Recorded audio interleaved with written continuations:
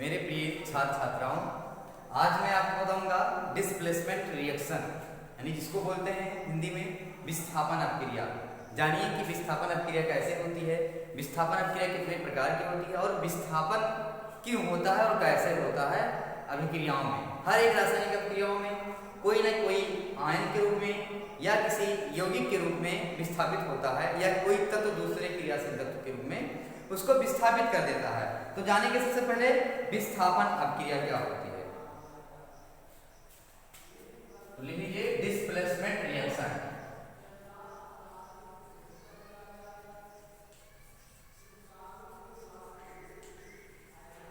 ये हमारा displacement reaction यानी विस्थापन अपक्रिया।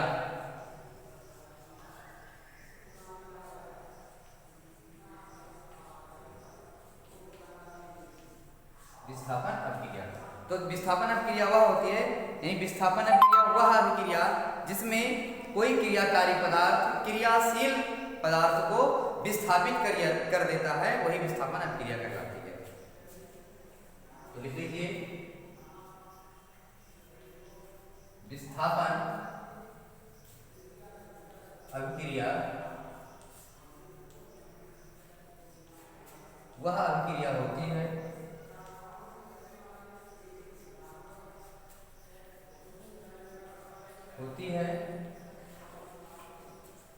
जिसमें कोई क्रियाकारी पदार्थ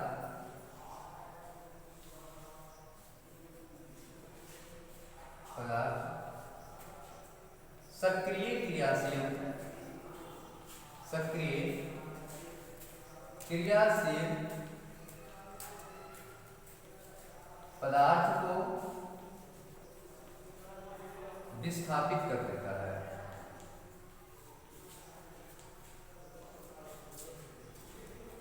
विस्थापित कर देता है, विस्थापन अपक्रिया कहलाती है।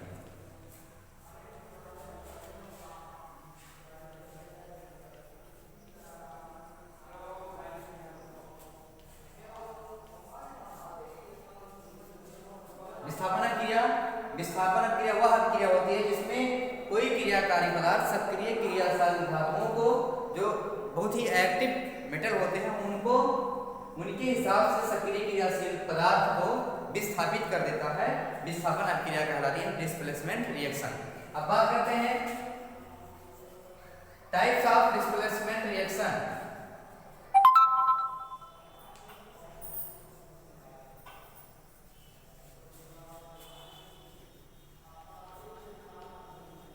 Type of displacement reaction. There are two types of displacement reaction.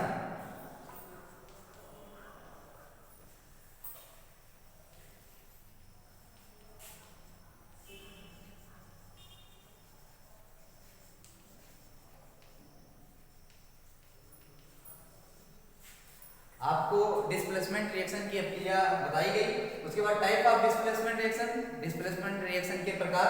तो ये there are two types of displacement reaction, यानी ये दो प्रकार के होते हैं। पहला हमारा है एकल विस्थापन।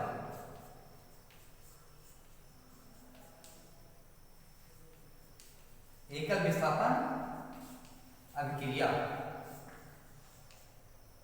एकल विस्थापन सिंगल डिस्प्लेसमेंट रिएक्शन।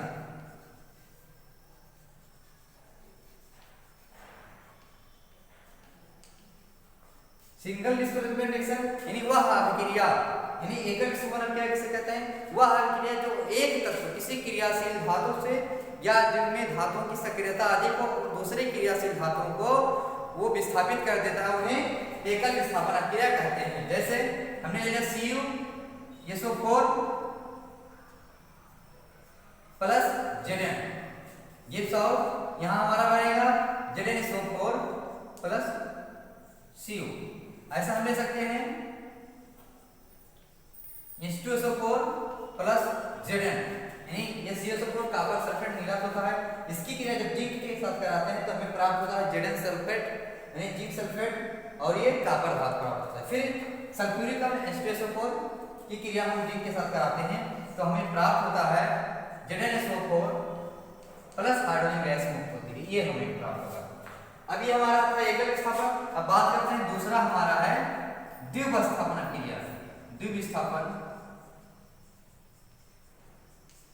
अभिक्रिया, द्विविस्थापन अभिक्रिया यानी इसको इंग्लिश में बोलते हैं डुअल डिस्प्लेसमेंट रिएक्शन।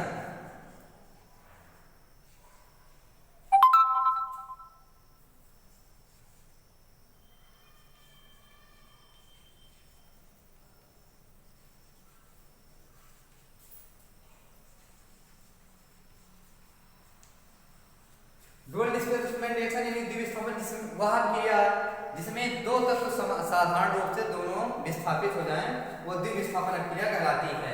जैसे हो गया AgCl प्लस NaNO3, ये सब यानी AgNO3 के साथ विस्थापित हो जाएगा तो हमें प्राप्त होगा AgNO3 प्लस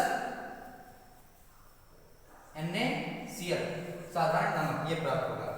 तो आपको हमने बताया डिस्प्लेसमेंट रिएक्शन यानी द्विविस्थापन क्रिया, वो विस्थापन क्रिया, फिर विस्थापन क्रिया के प्रकार, types of displacement reaction. There are two types of displacement reaction यानी ये हर क्रिया जो होती है डिस्प्लेसमेंट यानी विस्थापन क्रिया दो प्रकार की होती है। पहला हमारा एकल विस्थापन क्रिया जिसमें एक ही तत्व एक दूसरे सक्रिय धातु को विस्थापित कर देता है। सक्रिय धातु विस्थापित क्यों करता है? क्योंकि विद्युत रासायनिक श्रेणी में हाइड्रोजन से ऊपर वाले तत्व हाइड्रोजन से नीचे वाले तत्व को विस्थापित कर देते हैं। हाइड्रोजन से जो सारणी बनाई गई है विद्युत रासायनिक श्रेणी इलेक्ट्रोकेमिकल सीरीज, उसमें ऊपर वाले धातु जो होते हैं वो नीचे वाले धातु को विस्थापित कर देते हैं, जिससे क्या होता है तब हमारी विस्थापन क्रिया बनती है। तो विस्थापन क्रिया दो प्रकार की होती है। पहला है एकल विस्थापन क्रिया यानी सिंगल डिस्प्लेसमेंट रिएक्शन और दूसरा है द्विविस्थापन क्रिया डबल डिस्प्लेसमेंट रिएक्शन। तो ये दोनों क्रियाएं आप लिख लीजिए और याद करिए।